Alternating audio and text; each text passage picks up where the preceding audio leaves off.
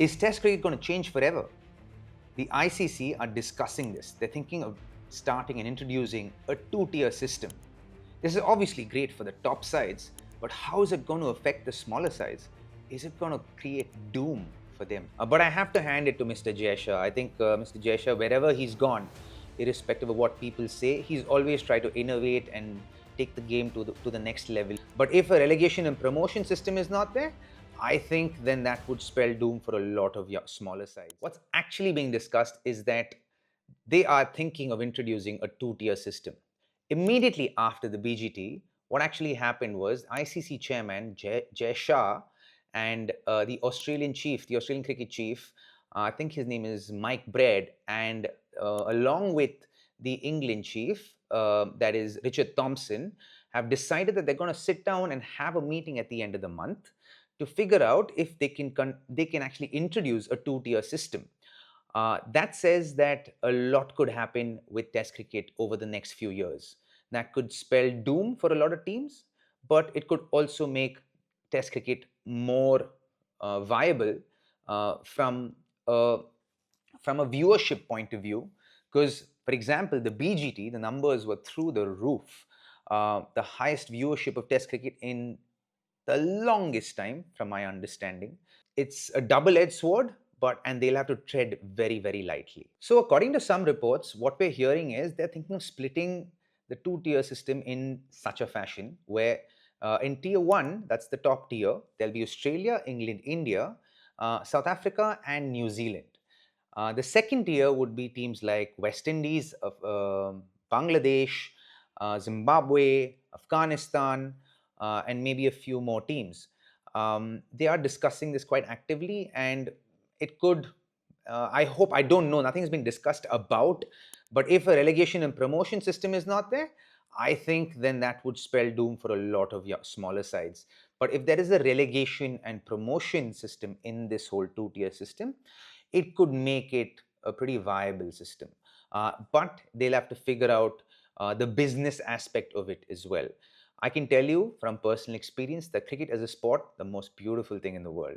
Cricket as a business, it's just like any other business, can be very ugly sometimes. So they will have to find that thin line to tread with ICC, and they will have to figure out which direction they're going to go in and make it viable for everyone. Make Test cricket even aspirational for younger sides, like smaller teams that are being introduced to the sport, right? I think teams like UAE, teams like Oman, teams like Nepal, for it to become viable for them, for it to be aspirational for them to get there. Nobody really knows what it takes for a team to become a test side, right? And to have utmost clarity about those aspects would be amazing, and would also be aspirational for the smaller sides. ICC will have to find a way to be inclusive about this and not be exclusive about it. But I have to hand it to Mr. Jaisha. I think Mr. Jaisha, wherever he's gone, irrespective of what people say, he's always tried to innovate and take the game to the next level in any way, shape, or form. And just as he becomes ICC chief, that's the first thing he's looking to do. It seems like he's a man of action, and he's trying to do something that could be productive for cricket as a whole. Hopefully, he finds the right means to do that and has the right people to to make this happen for cricket.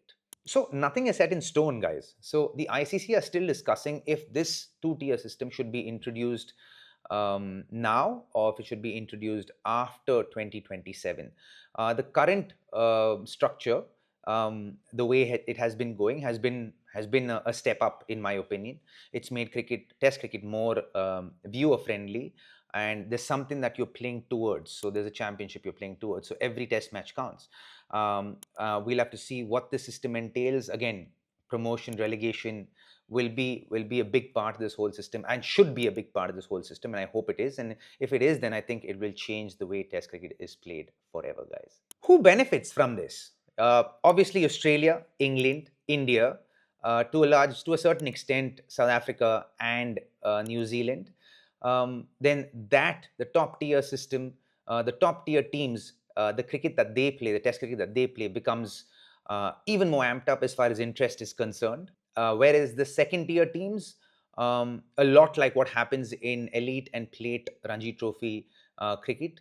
The elite division matches don't augur that kind of interest from the public. So even the numbers you see on the ground, the interest, the viewership interest on television is a lot more when there are elite Ranji Trophy teams playing compared to plate Ranji Trophy teams. I think this will follow in the same vein. It'll follow in the vein that there'll be a lot more viewership and ground attendance from for top tier teams. However, not so much for the second tier teams, especially teams like West Indies will feel really let down. They were easily, I think, in my opinion, one of the greatest teams in the world in the 70s, 80s, and early 90s. However, things don't seem the same at the moment. There is a lot of potential, but there's not a lot of people picking up the sport in West Indies, simply because it doesn't pay as well financially. So they will have to look at, obviously, this affects them, and obviously, it affects some of their senior cricketers, in the sense, former cricketers. Sir Clive Lloyd has spoken actively against this. Michael Holding, in fact, actually, was for the two-tier system, but actively said that he didn't want it to be. He wanted it to be run by ICC rather than a few nations. So we'll have to wait and see which direction this goes in. And these kind of conversations, I think, are always a little bit exciting because you want this to land the right place because you want it to serve the game. However, the business side of the game takes ample space of this discussion. So it's going to be about how financially viable it also is. So we'll have to wait and watch if the sport is going to be the winner or the business side of cricket is going to be the winner in this. So who won't be happy here? Obviously, the smaller sides, right? Teams like West Indies, Bangladesh, Zimbabwe won't be happy because first of all, they don't make too much money, and when they do make money is when they play test series against India, Australia, England. Those are the test matches that they stand to make a lot more money from, earn a lot more money from. And I hope the players, for that matter, get paid as much. And you'll be surprised how much a lot of these smaller teams get paid per test match compared to in India, England, Australia, even South Africa, for that matter. They don't necessarily get paid very much for test cricket, which is why a lot of their cricketers end up playing franchise cricket, because one has to understand that this is the medium through which they put food on the table for their family. So when you look at it from that perspective, you're able to understand why a lot of the cricketers end up not playing test cricket, even though it is the favorite version of the game for them. They end up not playing test cricket because uh, in the world we live in today, it makes it harder to provide for our families, which is why a lot of teams, a lot of cricketers from different parts of the world end up playing franchise cricket a lot more.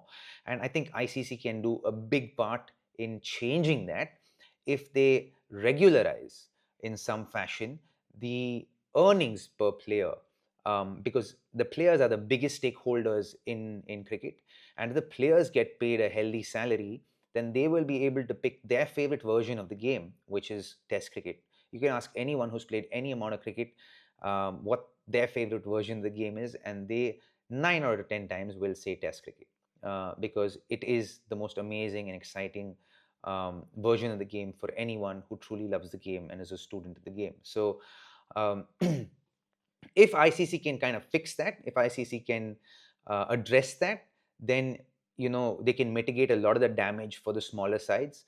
That is one of the biggest concerns for the smaller sides. That's their earnings drop significantly when they're playing smaller sides and they don't play, then they don't play the top tier teams, so to speak. There's obviously lesser global appeal if this happens and there's no relegation and promotion system. There is obviously the global appeal for the sport will dwindle over a period of time, and Test cricket will be played by the elites only, which is what cricket has actively tried to not do. I would say India has also played a big part in that pursuit, where we never necessarily play this game till the 1800s. It wasn't an Indian sport. It is a British sport after all. Actually, that's speculative. So, final thoughts. So, what happens here? In my opinion, if they're going to do this, then they need to figure out a massive solution for the second tier teams, teams like Bangladesh, West Indies, I would say to a certain degree, Zimbabwe, Afghanistan. Sri Lanka, I think, will be in the top tier because they've been doing well. Um, Pakistan should actually, in a sense, be in the top tier. But the volatility of Pakistan cricket, you never know where they land. But having said that, one way to mitigate any of the damage that this could cause, first and foremost, I think there should be a promotion relegation system. Second one, I think they have to figure out a decent payment structure for the players and for the boards, the cricket boards who are playing there. If they can figure that out, I'm certain this will be a step in the right direction as far as cricket is concerned at a global scale. So this is what I think. Please share with me what you all think, and we can discuss this further. So that's it on this episode. I will see you guys on the next one.